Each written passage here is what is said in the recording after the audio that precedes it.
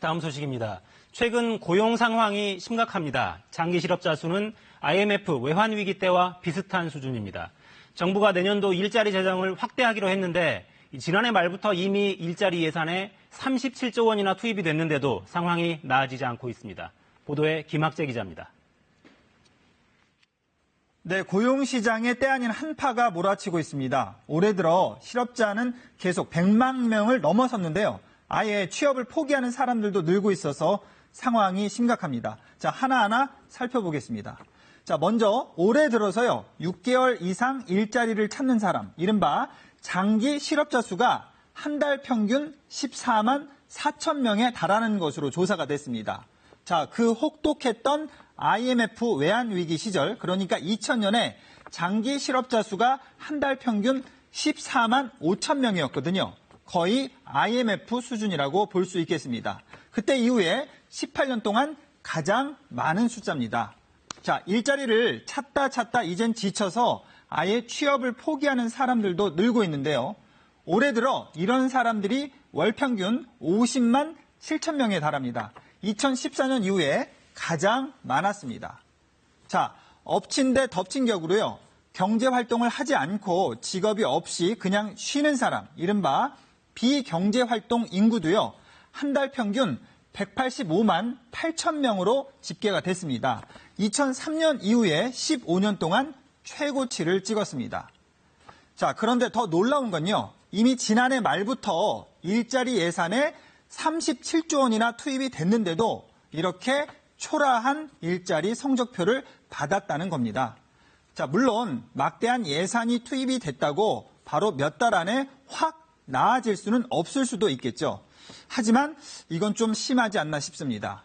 자, 일자리 정책을 최우선 과제 중 하나로 추진한 이번 정부, 발등에 불이 떨어졌습니다.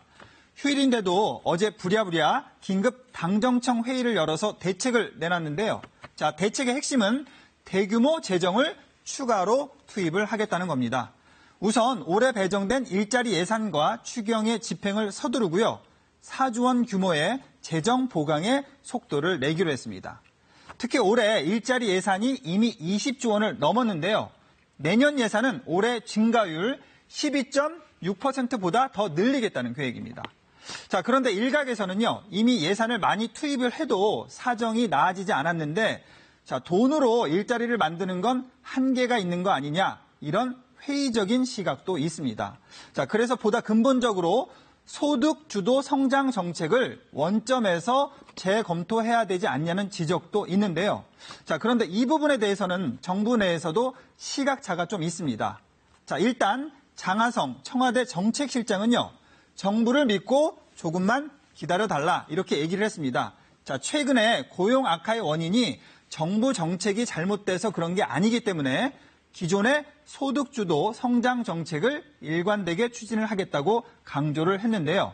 자, 이에 반해서 김동연 경제부총리는요, 기존의 경제 정책을 수정할 수 있다는 뜻을 공개적으로 밝혔습니다.